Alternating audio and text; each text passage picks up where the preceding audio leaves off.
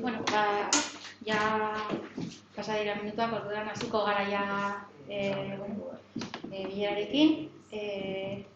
Lehenengo eta eskerrik asko etorri hona. Y muchas gracias también a la gente que se ha conectado también, que está también escuchando un poco la presentación. Bueno, presentarme, decir que soy Olaya, soy la concejala de participación. Algunas ya nos conocemos, pero otras no, entonces bueno, pues aquí nos presentamos para empezar un poco a trabajar en estas dos jornadas que vamos a estar con el tema de la autoescuela. Bueno, pues deciros así brevemente, pues que van a ser en principio dos jornadas. En la primera jornada se va a explicar un poco más o menos cuáles serían las alternativas en cuanto al tema de pues la autoescuela, qué soluciones se le pueden dar, y en la segunda pues sería un proceso en el cual pues decidiríamos entre todas y todos pues qué solución darle al tema. Ya sabéis que para este gobierno una de las prioridades era poner a la participación en el centro y contar con la opinión y con la participación de la ciudadanía. Entonces, pues bueno, pues este es un paso más que queremos dar, empezar a decidir un poco entre todas las personas. Y luego, pues bueno, pues uno de los pasos pues era concretamente el de la autoescuela, pues por eso vamos a empezar con ello. Yo os digo así brevemente, pero ahora, bueno, están aquí Ibai y Carlos, que nos van a ayudar con el proceso y os van a detallar y os van a pasar a explicar con detenimiento todas las opciones. Y bueno, también está Ander, que es el técnico de participación del Ayuntamiento, que va a estar con nosotras en el proceso. ¿Vale? Entonces, bueno, os dejo con Ibai y con Carlos. Vale, kaixo, arratsaldeon. Lehenengo eta behin esatea gaurko saioa ordu betetxo bateko saio bat planteatzen dugula, bai? Esposaketa egiteko eta gero zalantza, ekarpen eta duda ezberdinak argitzeko, bai? La sesión de hoy está pensada para 1 hora más o menos, que sería una exposición de las alternativas que vamos a plantear y una rueda abierta para preguntas, para aportaciones, para las dudas que tengamos los diferentes colectivos o de las diferentes personas que participemos. Lehenengo eta behin aipatzea, bueno, prozesu honekin udal gobernuak aurkeztutako 100 neurrien planaren 2 neurri elkar uztartzen ditugula, bai? Haurreskolaren plazen handitzea, bai? 35. puntua dena, eta 77. dela parte hartzea herritarren aldetik udal politika publikotan. Sí, con este proceso se quieren unir 2 puntos del plan de 100 medidas del plan de gobierno, que serían por un lado la ampliación de las plazas de la haurreskola y la participación ciudadana en el centro de las políticas públicas. ¿Sí? Aipatzea edo pixkat kokatzea galdakauk badaukala, bueno, errealitate espezifiko bat, bai? Haurreskolen kasuan, herri guztiek bezala, bakoitzak bere errealitatea dauka, eta galdakaoren kasuan, pues, badauzkagu 3 haurreskola, bai, funtzionatzen ari direnak, eta, bueno, Bizkaia haurreskola, Katamar haurreskola eta Oa haurreskola, eta, bueno, bakoitzak badaukala errealitate bat, bai, plaza kopuru bat, eta horietatik, bueno, plaza batzuk beteta, eta beste batzuk hutsik, bai? Eta, bueno, gaur lantzen dugula Bizkaia haurreskolaren kontua, baina ere udalak pentsatu behar dula udal mailan eta zerbitzu guzti horren ikuspegiarekin, bai? Eta alternatiba edo aukera batzuk ere hortik badoaz, bai? Comentar que Galdakao tiene una realidad específica, como todos los municipios, con el tema de las haurreskolas, y sí queríamos plasmar que tiene 3 haurreskolas en funcionamiento, el de Bizkai, Katamar y Obaba, que tienen un límite de plazas, algunas ocupadas y otras que están libres, ¿sí? Bueno, gero sartuko gara, zertan zeintzuk ze plaza dauden, zeintzuk libre, eta horrekin ze joku egin dezakegun, bai?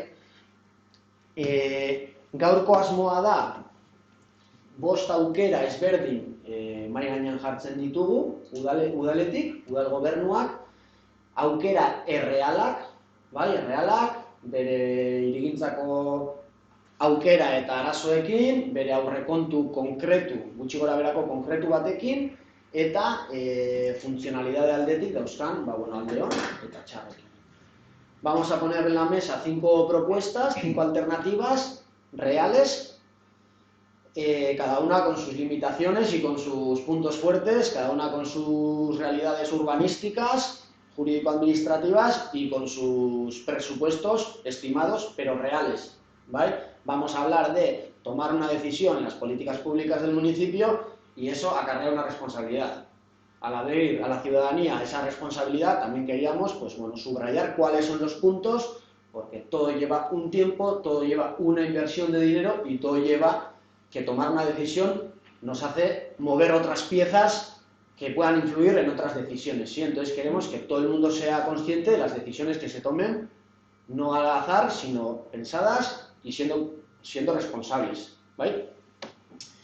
Eta gaurko saioan Carlosek azalduko dizkigu puntuz puntu, bai, bost alternatiba hau, bai, ikuspegi tekniko batetik, eta gero galderak ere, jun daitezke, bai, ikuspegi teknikotik, ikuspegi sozialetik, politika publikoen ikuspegitik, ¿sí? Ahora le voy a ceder la palabra a Carlos para que vaya explicando de uno en uno las 5 alternativas reales entre las que tendremos que decidir, hoy informar y en la siguiente sesión decidir. Planteamos que vamos a hacer la exposición para tener una visión global, ¿sí? Y luego entramos a las preguntas. Si no, antes de que ver todas las alternativas, pues podemos enzarzarnos en cositas o fijarnos en cosas que luego al ver la realidad integral, pues igual ya nos parecen interesantes, o sí, y entramos a las preguntas o a las dudas. ¿Vale? Ahora, Carlos. Vale. Metodologia izango da nahiko erreza, berez aurretik egin dugun lan bat, gure ustez, udal gobernuen ustez, herrikoen bat sujetuekin saioa prestatzeko. Antes de preparar esta dinámica, hemos estado con diferentes agentes del pueblo, un poco haciendo entrevistas. Estuvimos en la Aurreskola, evidentemente, pero también estuvimos con los comerciantes de la zona y un poco tomamos temperatura. Hoy presencialmente, las que habéis venido, entendemos que venís del mundo educativo, pero que sois seguramente las que igual tenéis una opinión más formada, pero evidentemente la decisión luego influye en más aspectos. Eta metodologikoki prestatu ditugu liburuxka horiek, batez ere normalean, batzutan azaltzen dugun bitartean zuek nahi baduzue apuntatzeko dago indarguneak, aholguneak eta zalantzak. Hitz batekin nahikoa da, nahi baduzue parrafo oso bat idatzi, ondo. Dago ondo dagoetea hor, gero gu jasotzen dugulako eta horrekin prestatu dugu hobeto bigarren saioa. Orduan, gero egongo da aukera ere hitz egiteko gure artean, baina ondo dago ere zuek hor jasotzea. Eta etxetik online zaretenak, gaur da bakarrik informazioa, eta gero egongo da aukera dauden bideak ere zuen iritzia botatzeko, edo galderak ere horrela, eta bigarren saio batean ja erabakia hartuko genuke. Decía que la metodología, es sencilla, mientras voy explicando, podéis ir apuntando en el librillo en cada propuesta, debilidades, fortalezas y dudas. Y al acabar luego os pediremos simplemente que pongáis unas comechas en cada una de las agujeras. Vale, Ibai un poco ha planteado el tema. Aquí están las 5 alternativas viables, reales, que hemos sacado después de hablar con vosotras y con vosotros. Y la idea de hoy es aclarar dudas y un poco ir descartando aquellas que no vemos o plantear dudas que puedan llevar a replantear para la siguiente sesión la propuesta de una forma más elaborada, ¿vale? Entonces, son muy esquemáticas y no está todo definido. Y seguramente que con vuestras propuestas digamos, no habíamos tenido en cuenta esto, vamos a repensarlo. Entonces, el objetivo de hoy es ese. Lehenengo aukera beti da, 0 aukera deitzen duguna guk, dela ezer ez egitea. Batzutan askotan ezer egitea da aukera on bat. Hori beti irigintzaletik eta gure munduan, hori da lehenengo pentsatu behar dena. No hacemos nada. no hacemos nada es, en vuestro caso, pues, la situación que tenéis actualmente. Tenemos la Haurreskolak Vizcaya repartida en dos locales, uno que está en alquiler con un gasto anual que supone en torno a 45.000 euros y otra que es la que existe actualmente, que sí que recogemos y tenemos claro que aún así habría que hacer las mejoras que nos habéis planteado por vuestra parte. O sea, que este verano, o cuando no habría que hacer ciertas mejoras, pues que ayuden a la ventilación, a tener espacios dignos, etcétera, etcétera. Sería planteamiento cero. Nos quedamos como estamos, mejoramos hacemos una mejora en el edificio de la plaza Endacari Aguirre. Y nos supone un gasto anual pues, de alquiler de la parte de arriba, que son 45.000 euros a las arcas municipales.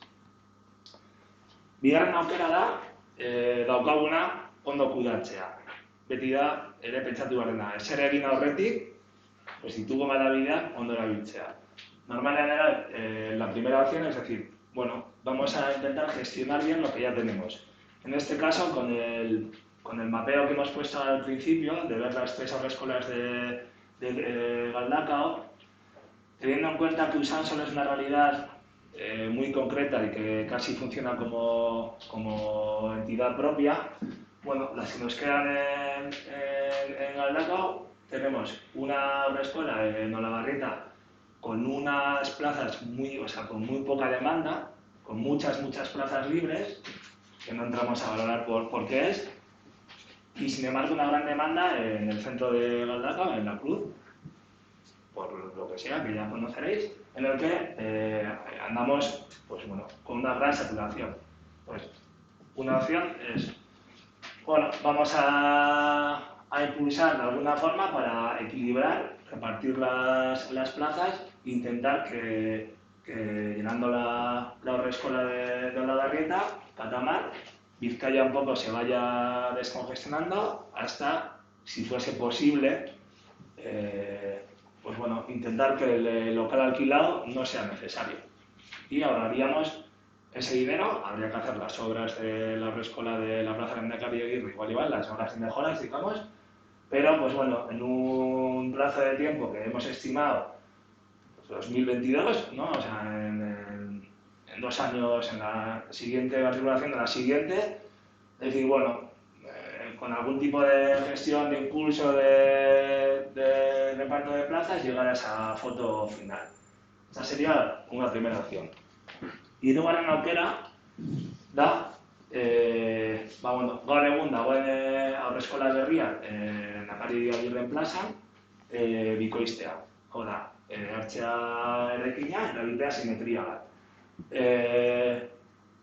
Gu guztietan atera ditugu, gure ustez horrela objetiboki alde onak eta elementu batzuk.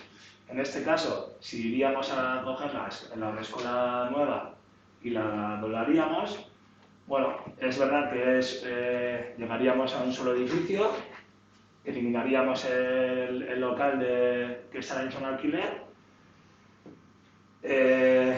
sería una obra relativamente más barata que las otras que vamos a explicar luego, bueno, pues porque ya hay la mitad ya está construida, entonces iríamos a construir 450 metros cuadrados, un gasto de 650.000 euros y tendremos un único edificio.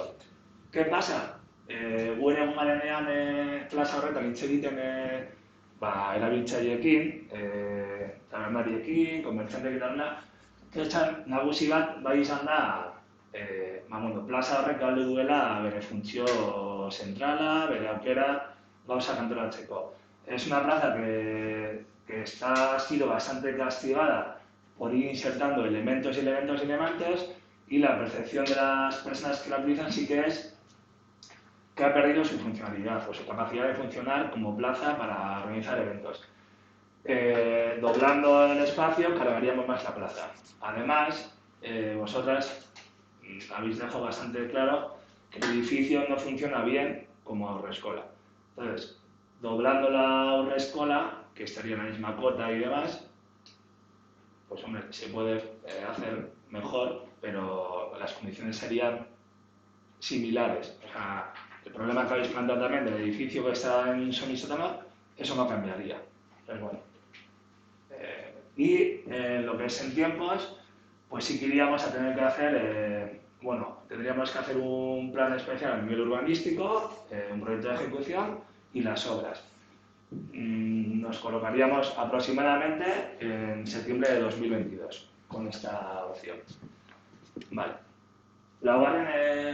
Hirugarren aukera moduan, hau atera zen egin bilera zuekin, hau ja bere garaian guraso batzuk ere planteatu zuten eta landu zen aukera hau. Eta da, multikantza deitzen den espazioetan jartzea aurreskola. En esta tercera acción, que es una propuesta que salió del ámbito de la propia aurreskola y de las madres y padres, y en su día se trabajó, se pensó, sería ubicarla en el espacio de multicancha.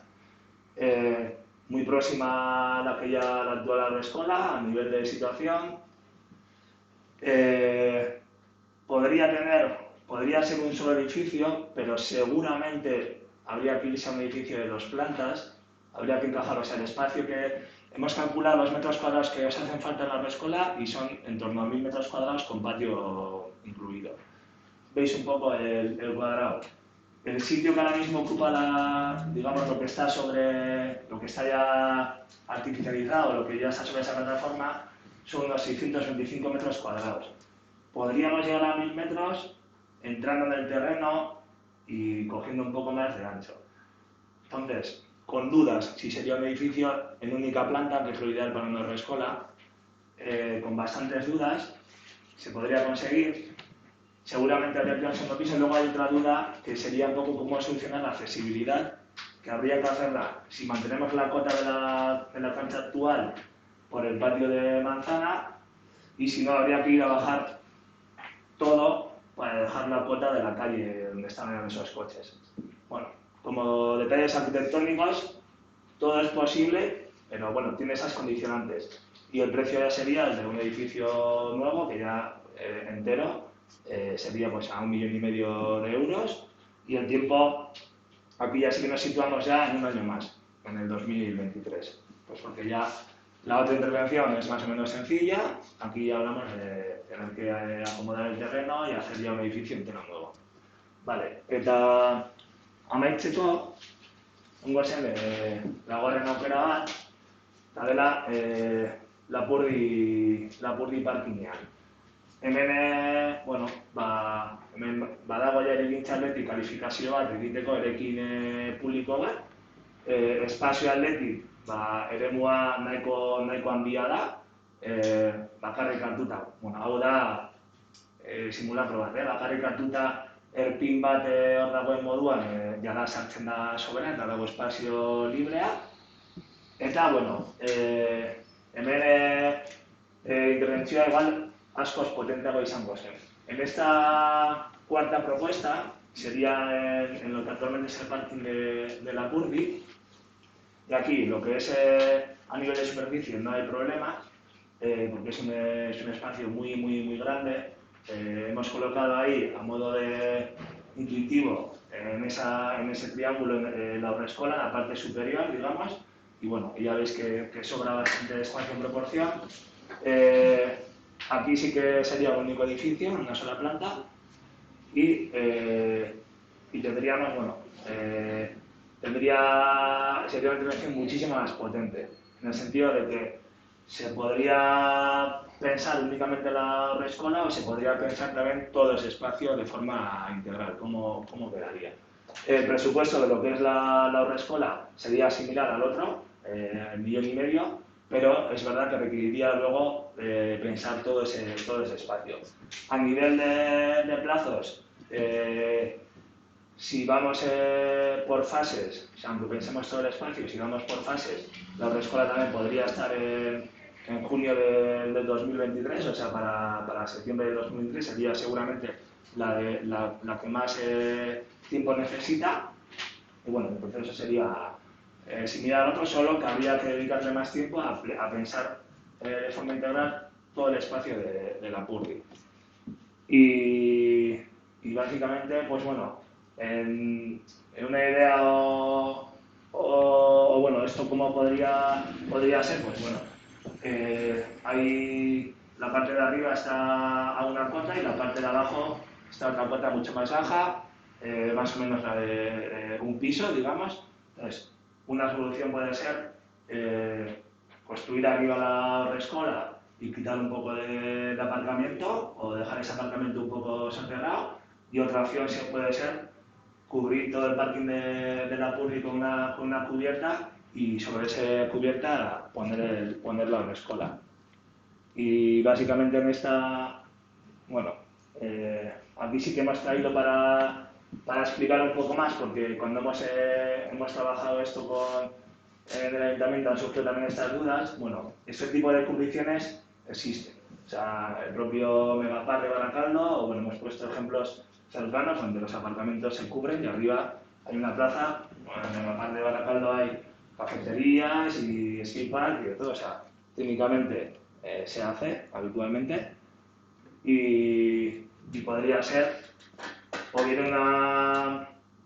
o bien, como he comentado antes, una intervención integral, cubriendo todo el... Cuidado con estas cosas, que esto es todo dibujos, que no nos llevemos a... bueno, se puede hacer cubriendo todo el parking o haciendo solamente la parte de arriba, o en dos fases. Primero se hace la fase de la escuela, se cubre el resto del parking después, por el tema de tiempos.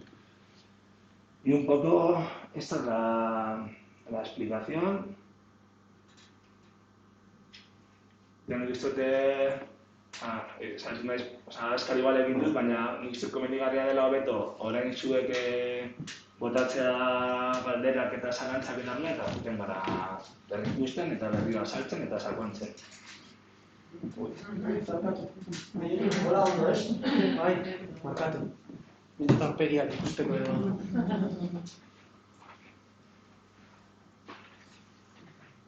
Bueno, lehena zuen txanda. Ez dakit ulertu dena ondo, zalantzak, Sentsazioak, iritziak, kexak...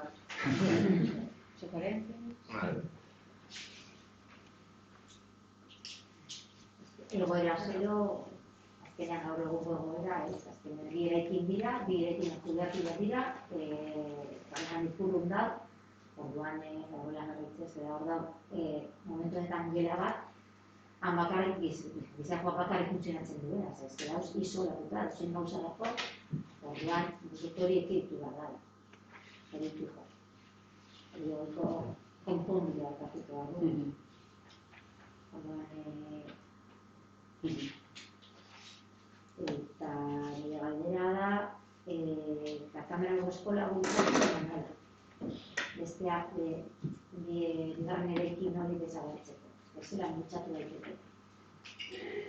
Bueno, politika publikotan modu ezberdinak erabiltzen dira, ez? Incentiboekin, mugikortasunetik aukerak emanez, bueno, egia da ere ez dela pentsatu nola, ez? Baina normalan izaten da, pues, ere dauzkagunen kiroldegi ezberdinak, edo eskola ezberdinak, ez? Edo akademia ezberdinak, ba, bueno, nola egiten dugun dauzkagun rekurso horiek aurrera eramateko.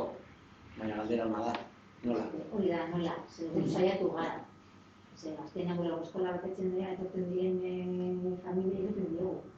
Kamarren, plaza daude fijo, haurreskola txikia da, oso ondo daude, baina kotxea behar dute. Bai, edo bai, orduan, jendeak nire erdigunean bizitana ez du nahi. Orduan nik hori oso zaila ikusten dut, segun saiatzen gara. Du, igual, ados nago, azkenean hurbiltasunen asuntoa oso erakargarria da familientzat, eta horren kontra, ezin da ezer egin. Lehen komentatu duzu, ez dakizula zergatik gure kasuan ikusi dugula beherazko joera bat matrikuletan, eta zendazki arrazoi desberdinetik. Igual, komentatu egoera sozioekonomikoa gauza asko izan dira. Orain COVID-a, eta baina gehien bat da, handitu zenean Bizkaia eskola eta Obaba bere garaian handitu zenean bai, hori ere gu nabaritu genuen. Eta horren kontra zaila da, baina Baina bai, igual falta mutatzen duguna, komentatuko dut, zein izan den gure egoera, irailean, hasi ginen oso umeritzirekin. Barkatu, nundik zatoz, hortik. Bai, barkatu, ez dute, ez ne bai. Bale, uste nuen Bizkaia eskolatik eta zaten. Igual dauden zuten eta, klaro, ez da, suposatzen du, ezagutzen garen ez da, pentsatzen ben ja jendeak bazikita. Bueno, Katagarro eskolatik gatoz, Olabarritan dago, haurreskola txikia da, eta etorri gara ona, sinesten dugulako gure hezkuntza proiektuan, maite dugulako pilo bat gure lana, eta non egiten dugun lan askoz gehiago. Eta pentsatzen dugu bai igual herria bizirik egoteko, auzoak ere bizirik egon behar direla. Baina, bueno, planteatza aukera moduan, pues igual zain ikusten dugu kontuan hartu zer baloratzen duten familia.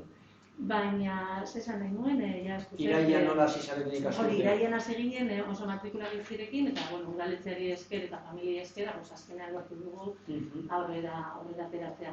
Baina bai egin aldela, gurea oso tristea da, guretzat oso tristea da, ikustea igual osoko jendea batzutan ez dakiela existitzen dela haurreskola. Eta ez nago esaten erdiguneko jendea da, bengoetzeko jendea, aukerbaikoa, ez dira enteratzen, hor dagoela haurreskola. Orduan, hori bai dela gauza bat aldatu aldela. Behar dugu igual publizitate gehiago, edo kanpotik, kokapenak mugatzen gaitu, jendea eza pasatzen.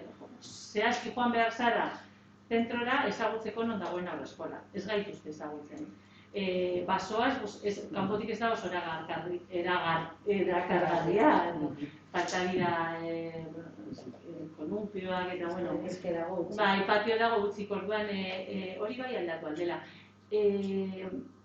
Publizitatea eman, bandoan agertzea igual ez da nahiko.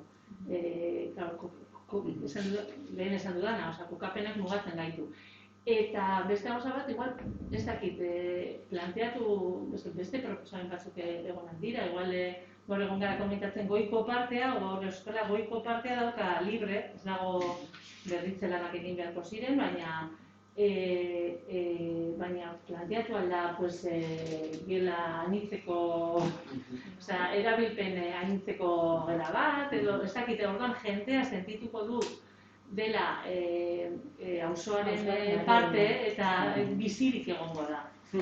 Da leku bat, eta erdiguneko jendea joan alda gimnasia egitera, euskal dantzak egitera edo batek daki.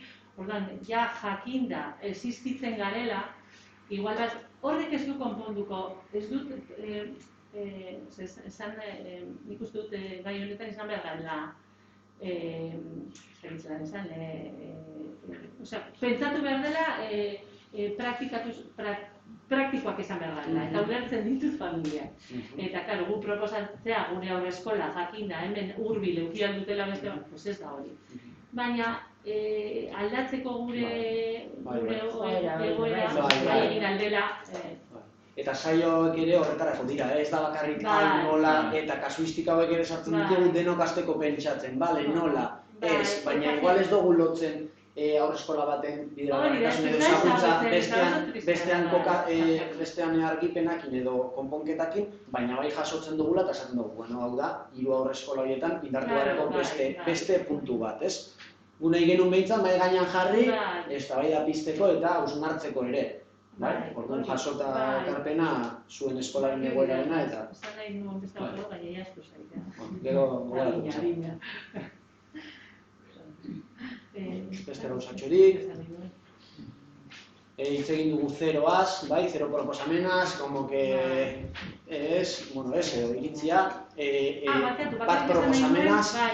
Ezagutzeko haurreskola txiki batek ere badauzkara abantaia pilo bat. Eta horretaz jendea hartzea, antolakuntzaren aldetik, familiekiko hurbiltasunan aldetik, eta gure proiektua saldu nahi genuen. Baina ulertzen dugu egoera, baina behintzat izan nahi dugu gaur, Bai, haurreskolako igual eta ez da- auzoko abotsa izan nahi dugu. Ez que igual ez da alternatiba bat, baina bai ikusten dugu ezinbestekoa hori bai edo bai inpulsatu behar dela. Ze aurten ez da itxi, baina dozein momentutan itxi alda. Eta ere gabizkentzen herritarron zati bateri zerbitzua azkenean osoan. Bai. Eta jasota geratzen da, zero hitz egin dugulako, bataz horren deribada hortaz hitz egin dalako, eta egongo da aurrerago ere tartea aritzeko, eta oso ondo horrez azpimarratu duzu zuen hori. Dauzkagu gero, hiru, lau, beste proposamen batzuk hor, ez? Hemos hablado del cero, que bueno, la opinión es de que no hacer nada no vale, también es una opción, por eso la traíamos. La segunda con las otras haurrescolas, cómo vamos aprovechando esos recursos, que aunque en este caso no nos relacionemos a la solución, sí que hay que impulsar las otras haurrescolas también, y en este caso la vuestra. Tenemos ahí otras propuestas que, bueno, que pedían ya una intervención, sí, o hacer la simetría, o llevarla a la multicancha, la Purdi Plaza con el Stalky. Iritzia, dudas, preguntas. Ondo vamos zelako, que le metamos un poco a todas, así nos. Tiroan kantza horretan bi solairutan izan behar badu, azkenean bi solairutan haurreskola gabe bai ume txikiekin horretan bera ibiltzeko ezagutu dut eta uzoramena da. Osea, nahiz eta taparra nahi dozuena jarri, baina azkenean bi solairuetan haurreskola bat ume txikiekin... Solairu bakarra balitz? Niño, zer lekua iztu xamarra da, habrá que encajar, y cuando empiezas a encajar en sitio cerrado, batzutan gertatzen dira gauzak. Ez que gauza da, claro, bai, proiektua ezagutu bat dugu. Aukeatzeko, lekuak, bale, nik uste dut, bai kantza horretan, bai parkinean, nik uste dut aukera honak direla. Nik uste dut, gaur egungo eguna handitzea, Bastakit aukera da. Ikusi dugun, hori bai ikusi dugu proiektu bat, eta nik uste dut ja herritar moduan, eta ama moduan, guraso moduan, beste zati bat tenparantza horrenik kentzea, nik uste dut eskelar, tenparantza horrek pilo galdu du ja. Zati bat kendutan, nik uste dut aukera pilo zituela egiteko, eta ez horrekin bat, hori zantzan gure burruka bai momentuan. Eta beste zati bat kentzea ja, nik uste dut, larga, hor zer geratuko da, asko erabiltzen da. Parantza hori asko erabiltzen da, galdaka homez daude aukera, asko. Orduan hor, eta proiektu ikusita eta ze zati kenduko zan ikusita, eta horretan aparte, gaur egun haurreskola, gabezitik egitu, gelako txikiak mila eta dina ditugu egitea. Azkenan geratzen zati horretan eta beste bat, azkenan tartea gaitik anitzeko izango zela eta azkenan espazio berri bat egin alba da eta zikoz ere gabekuntzarekin bat ikustu beto, nire handiago egitea ez ikusten. Azkenan da, berdinean geratzea. Eta bai, egoikoak entzen dugu, eta baina azkatzen da, egoera berdinean geratzea, eta da, azkenean gabezitu ditu, gaur egun gaur eskola. Hori jaso zan, ez? Erraz, lurrean, lehioak ireki,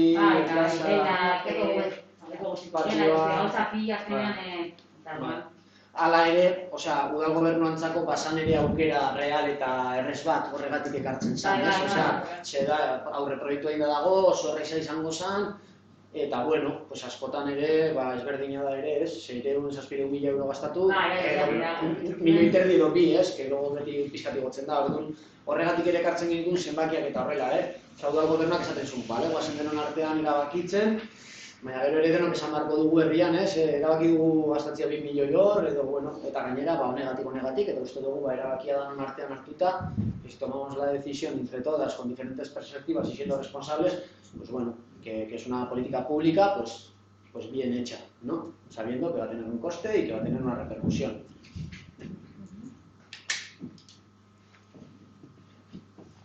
Vale, bueno, ya jugara aurreratzen, ondo. Pero, bat, eta bi, ya...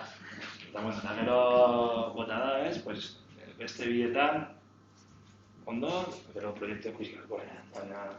Bai, beti dakigu proiektu ikusi gabe, zaila da, baina zaila denez, ez da erabakitzen, ez? Osea, pixka saiatu beharko gara, gure lana ere izango da, hor pixka tatinatzea, baina, bueno, gero bai planteatzen dela, egiten den interbentzioa egiten dela, se plantea que la intervención que se elija se contraste con las usuarias. Sí, en este caso, langileak, gurasoak, zergatik, bat egin, beste egin, hau da, naiz eta simetria egin, edo berri bat egin edo, claro, guk gero argi dagolako hor arkitekto batzuk diseinatzen dutenean zuekin egon beharko direla, bai? Guk planteatzen duguna saio bat, pixka, bai? Erabaki hartu ondoren saio bat erabiltzaileekin, hirugarren saio bat, bueno, ja gauzatxo batzuk programa minimo bat perfilatzeko, baina gero udalak lizitatzen duenean proiektu hori, en la licitación, en los pliegos, jungo da, tener en cuenta, hau, bilera hartatik aterata, gehi, seguramente, zuekin oraindik, beste pare bat buelta, ez? Orduan, bueno, hor ere bai bermatzen dela, zuen parte hartza, bermatuko dela egiten den interbentzioan egiten dela. Eta diseinuan egiten dela. Dana, seguramente, ezingo den kajatu, edo ezingo da tal, baina, bueno, prozesuetan parte gongo zarete. Prozesu teknikoa, ez bakarrik orain. Aurrekoan nahi da. Bai, hori bai daudal gobernuan kompromisoa, azkenean gauzak ondo egitea eta gaizki egitea askotan diferentzia oso gutxi dago. Esan edo, behin bizitatzen denean, kontratatzen den talde tekniko bat, ez du kostatzen ezer hiru aldiz zuekin jotea. Zer, pon, horrela bai ez, gero dena ezingo da egin, ez? Igual zuen gustora, baina bueno, ez? Hori da plana. Eta egin gara. Buah, bai, egiten ari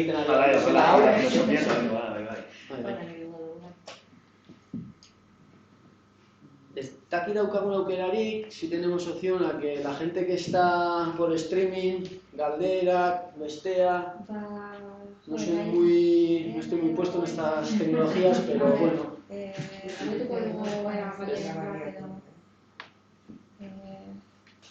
Bai, esan nahi dugu, osea, galderen bat bota nahi badute Bai, txata edo zerbait. idaztekoa dago txat bat idazteko. Bale, bueno.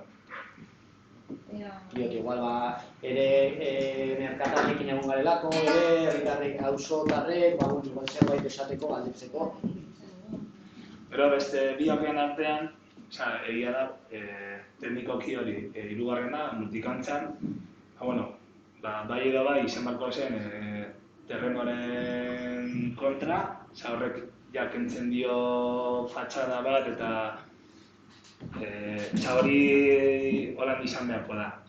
Nahiz eta lortu solairu bakarrean egitea, hor enkaje hori ez egiten, parte bat izan behar da itxua, atxera ematen duena, hori eso es incambiable. Eta bestean, dago aukera, daukazu dena planteatzeko, inagia da, denbora luzatuko dela gehiago, pentsatu beharko delako espazio osoa. Bestea partzelaia dago nahiko definituta, eta laugarren aukeran, da ere erdigunea, da espazio handia, aukera guztiekin, baina ere exijitzen dugu hobeto pentsatzea badena eta denboretan. De hecho, Lapurdi plazako aukera ez da ideia bat, hau da, gobernu planak badauka bere, gobernu taldea, bere gobernu planan dago punto bat, dala egitea hor estalki berde bat, edo estalki bat, bai? La Plaza Lapurdi no es una ocurrencia o una propuesta al uso, sino que en el plan de gobierno hay un punto que dice que se va a hacer una intervención ahí. Entonces, hemos querido unir como en la suposición de que podrían ir, porque ahí esa intervención se va a hacer. Si no va a la Aurreskola, seguramente irá a alguna otra equipación o alguna otra historia, ¿sí? Entonces nos parecía que, ya que se va a hacer una, ya que hay que hacer la otra, pues que podía ser un mix, pero que no tiene por qué ir ligado a, puede ser en la multicancha, eta ya está, pero que no es que proponemos en la plaza, porque es una intervención bastante potente, pero el plan de gobierno lo recoge, entonces se va a hacer. Decíamos, bueno, ya que se va a hacer una cosa, y la otra es una opción. pero no es obligatorio que vaya unido. Multicancha joan daiteke, con toda su idiosincrasia que estabas comentando. Zenbat gela aurre ikusten dira aurreskola berri bate eraikitzekotan, zenbat gela aurre ikusten dira joango direla aurreskola barruan? 6. Vale. Zakoenez, guk jaso dugun programan, egin dugun kontua ateratzeko 1000 metro karratu, izan da 6 gehi bat. Erabileran hitzeko Hori da, gehiziko motorizat, osea, oraingoan doblia. Oraingoak emango zuen, 2 gela gehiago, gehi psikomotrizitate, baina gero hori enkajatu beharko zen ere, momentuan, esan nahi dugu ere aurreikuspan dugu, komentarioekin, baina gero arkitektoa jajuten denien, arkitekto dietzaile jarriko, tiene que tener tantos metros cuadrados, van a ir, se van a sentar, con las que sabéis, y ahí es donde se va a definir, ¿no? Un poquito arriba, un poquito abajo. Gure asmoa bai da, prozesua amaitzeko, igual bakarrik zuekin, erabakitzen dugunean hemen eta horrela, bai jasotzea ibaik izan duena, behintzat programa bat zuekin. 6 gela, psicomotricidad, no sé qué, patio tal, o sea, un programa mínimo bat, hori ja usteko horla horretata, gero ja... Pleguetan jungo sana. Felicita tal proyecto que mínimamente tiene que tener. Pam, pam, pam, pam, pam, que salió de la reunión con tal. Eta gero ja zen duenean proiektua definitzen, ja horrek izikitzen du, zuekin bilera bat ja betua pentsatu dugu, sobetu horrela, baina programa zuek esango duzu, guk ez dugu asmatuko...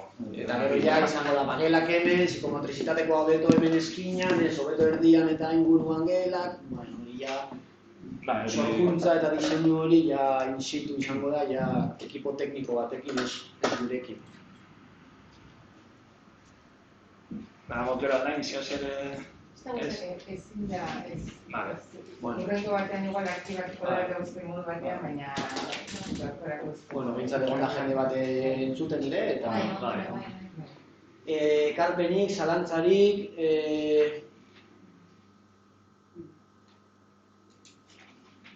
Bestela ondo, orain, idatzi baduzu zer utzi, liburuzka, guretzako, nahi baduzu idatzi. Hartu lehen lasai idazteko tartetxo bat.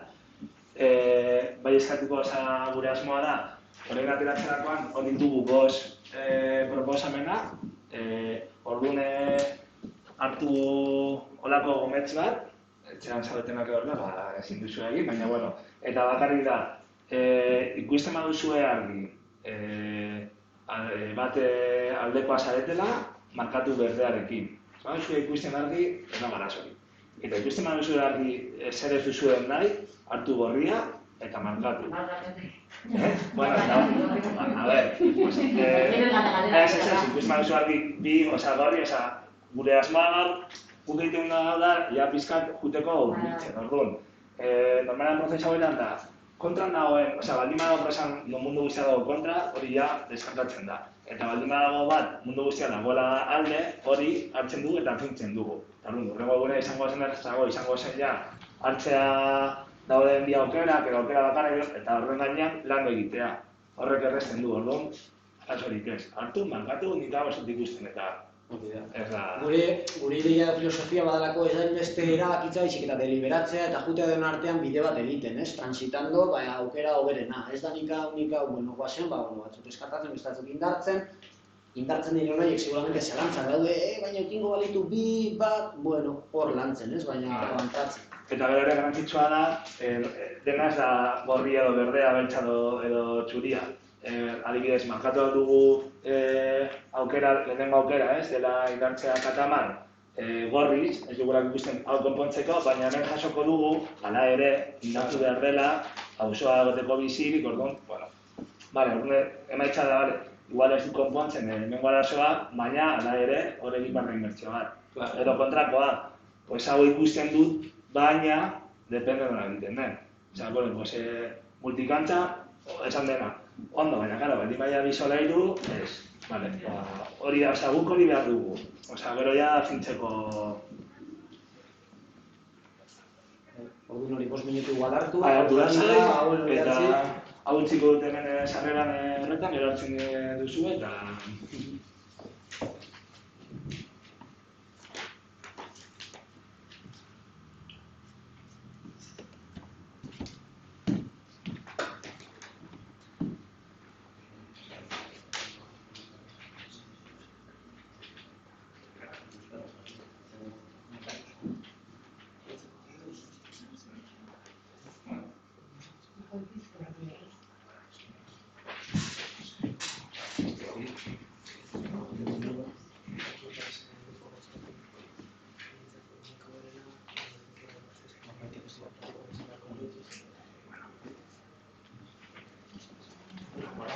azkenean, ez?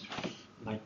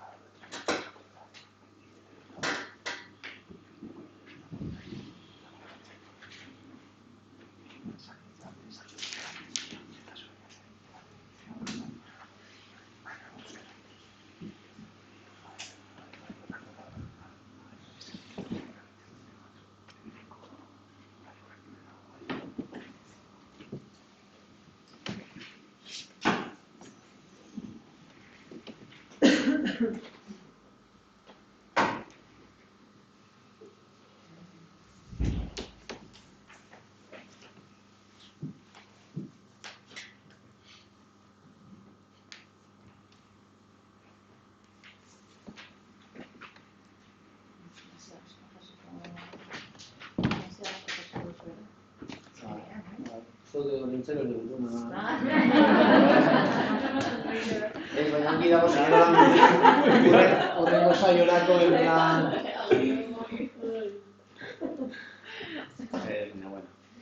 Ere badira pistak igual askotan idazten dugu gauzak banekin zerikusi daukatenak edo ez eta igual gobernara entzat hartu edo bintzat buruan izan behar dizunak, ez?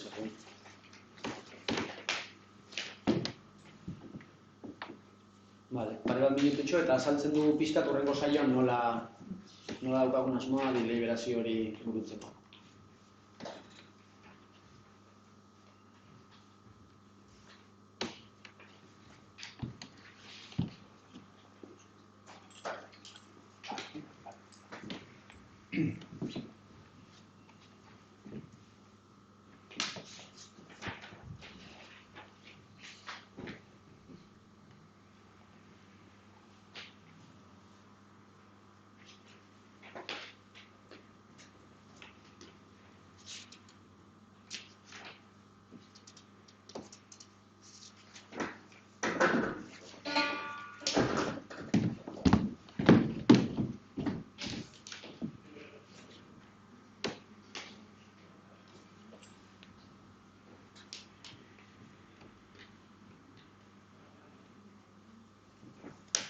Bukatzen goaz.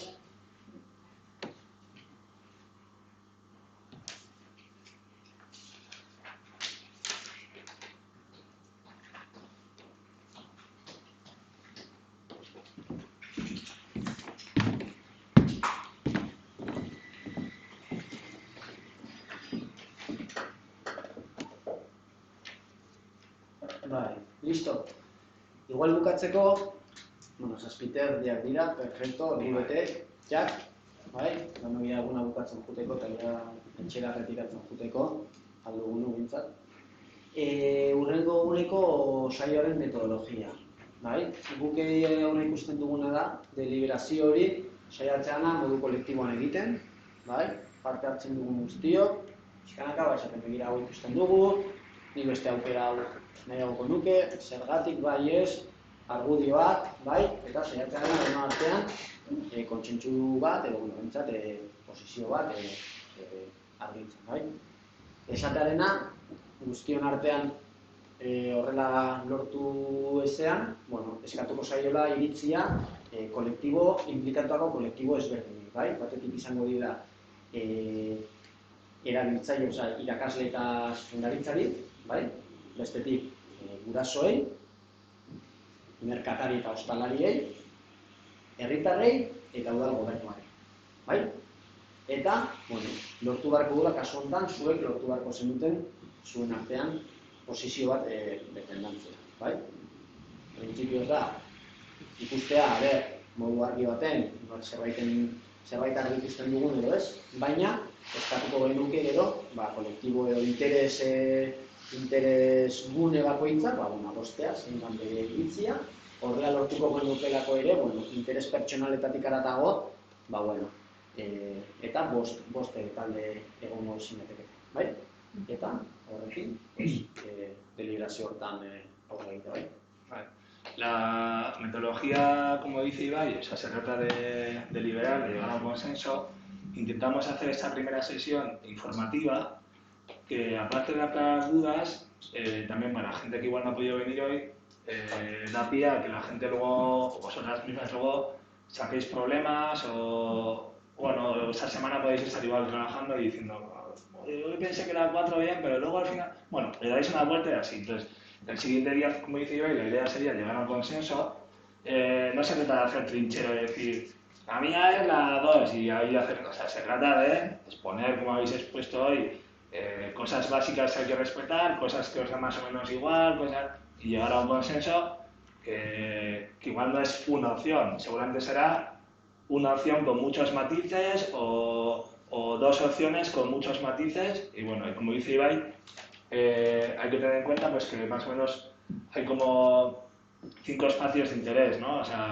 Las personas trabajadoras es el que se ve que más preocupadas estáis por el tema, luego la parte de madres y padres, comerciantes en el sentido de que la anterior escuela sí creó bastantes problemas a la gente de la zona y hemos hablado con esas personas y también hay que escuchar su opinión.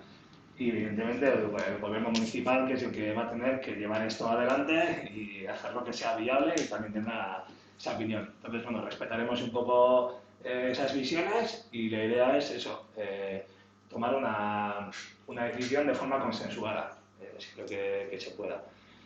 Eta nik izut honekin, gaur primeran bukatzen dugu, eta esan dagoa, zabaldu informazioa, bidali dugu emailez ere antzeko txosten bat, nahi dugu jendeare ikustea eta jendeak jakitea den aukerak eta buelta bat ematea, zabaldu arazo barik, WhatsAppetik eta horrela. Olaia daukazu ere gertua galdetzeko, hurrengo astean, ostegunean, 6:00 eta foro kontuengatik ere, zailtasunak izango ditugu, orduan ere ez dela izango, goazen desembarko egitera edo ez dakit nortzuk tal, baizik eta, ikusten baduzu zuen artean, badaukazu era iritzi bat edo tal, etorri daiteke norbait, edo norbaitzu, pixkate representante bezala, badaukazulako iritzi bat, eta hori pasaratzeka, bai? Ez jende gehiago izateagatik edo gutxiago, ez da, gozatu duko, en plan, desembarko. Daukazuela ere horrek erronka bat planteatzen du ez? Venga, pentsau behar dugu zer nahi dugun, ez? Eta, horre hori da xarma ere, ez? Azkenean, hacer políticas públicas responsables también es responsabilizarnos y tomar conciencia de las decisiones que tomamos y llegar a acuerdos. Eta hori, eskerrik asko partatzeagatik, eskerrik asko bestaldean egon zaretan hori, entzuten, eta orain hori liburuzka utzi mesez, eta gero hor daude gometzak, egin lasai eta jarri, eta mila esker.